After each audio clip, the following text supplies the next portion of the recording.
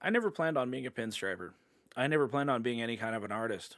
I was living a normal, bland, beige life in a suburban neighborhood with a normal family and a basic job.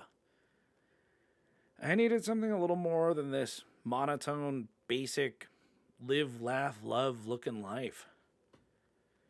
So I ordered a pinstriping brush. The first pinstriping brush that I got was small and sad looking, no more than the length of my middle finger with these fluffy gray hairs.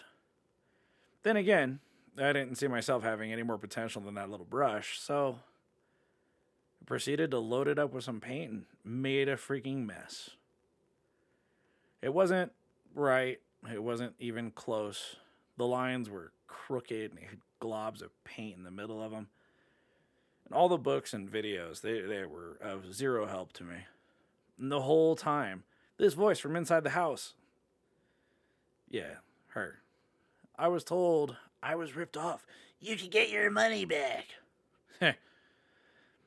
And all the time, I couldn't figure out how so many other people could just pick up a brush and just go. Something so simple as a line was just absolutely impossible to me. And honestly, over time, I started to believe that stupid voice. I got really lucky. I was taking a break one day. Well, okay, I didn't want to do anything with my existence to that point. I just wanted to sit down and watch TV. I had come across a cartoon called The Dot and the Line. It was a romance in lower mathematics. And honestly, I'd forgotten all about this one. And it's funny because this was the first thing I can remember ever seeing on a color TV. And it's about this blue line who falls in love with a red dot, but she's already in love with a squiggle. And the blue line, he's just defeated, depressed, absolutely just kind of gives up on everything. And he's so far gone that he just goes nuts and kind of bends himself. And then he bends himself again and again and again and again. And after a while, he just keeps working with it. And he started creating shapes and designs like nothing he'd ever seen before. I remember going out to my workbench, getting a can of that processed blue, and just painting that one line, just one straight blue line over and over. I probably painted it about 1,000 times on top of itself, and I didn't care how thick it was or how many times I was doing this, or none of that mattered. The only thing that mattered was that I made this line straight and smooth. And honestly, to my memory, it took a few hours. It probably was more like a few days. But eventually, there it was, a solid blue line. So I took a can of red and a can of yellow, and I did two lines across the top of my fridge. They weren't good. Like, they were pretty horrible, actually. But there they would. On the top of my fridge, these two lines, and all I could tell myself was, you know what? This is where I begin. And every time I'd figure out a new line or a new curve or a dip with the brush to add some sort of accent to it, I would add it to that fridge. And over the course of a decade, that thing was just covered in everything I'd ever done. So not too long after me figuring out how to do these lines, I found myself invited to my first show. It was the Grand National Roadster Show. The biggest, baddest something, something, something, something. I don't know. It sounded like a lot of like monster truck hype to me, but I showed up, and honestly, I had never seen so many custom cars and bikes. There were cameras and there were film crews. There were people signing autographs and taking pictures. I'm assuming they were important, I guess. I had no idea. I had never felt so out of place in my entire life. So, progressively, with each step I took inside of this place, I genuinely considered taking those steps back.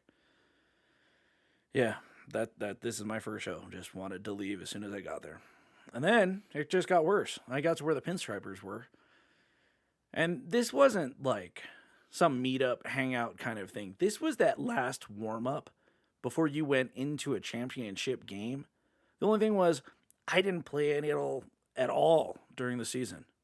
So every other artist, they were better than me and way more skilled at this than I could be. So naturally, I couldn't hold a brush right. Lines weren't working right. My paint wasn't flowing anything at all, and all I wanted to do was pack up and go home and forget that this ever happened. And I got lucky. My friend Bob saw this and he stopped me. He pointed at these two kids that were pointing at me, going, "That's our dad. He's the pinstriper." And he just looks at me and says, "What are you going to tell them?" And I had no answer. I just told him, I was like, I guess, he's like, "I guess you're going to get back to work. And we're not going to talk about this again." So I did get back to work. Not just that day, but every day since. And over the course of, eternity, I couldn't tell you how many car shows I've worked. I couldn't tell you how many panels I've painted, the volume of cars that have been painted and tagged on and mutilated by me. I've lost track. I can tell you that I've made some of the greatest friends I've ever had and had some of the best times I've ever had with them. We've got jokes about every person who asks, "Oh, where are you out of?" Or they're like, "It takes a steady hand." And we've all heard stories about that guy who has to drink a whole bottle of whiskey to pull straight lines, and we just kind of laugh and shrug that one off. And yeah, I've said aloha to some of the best people this world has ever seen. But at the next show, which will come soon enough, hugs are always free, and I'm always happy to be there. I don't know what I'm supposed to do with this. I don't know what you're supposed to think of this, but I suppose I'm going to keep exploring the ideas of what is and what can be with this. I'll keep showing people the balance between the tip of that tiny little paintbrush and that little drop of paint that I seemed to think was so absolutely useless once. I'll find new paints, new brushes, and make other beautiful disasters, one after another for you. And maybe I'll get really lucky and somebody else is going to be like, I need something a little bit more than that beige life. I suppose that's probably one of my better goals in life.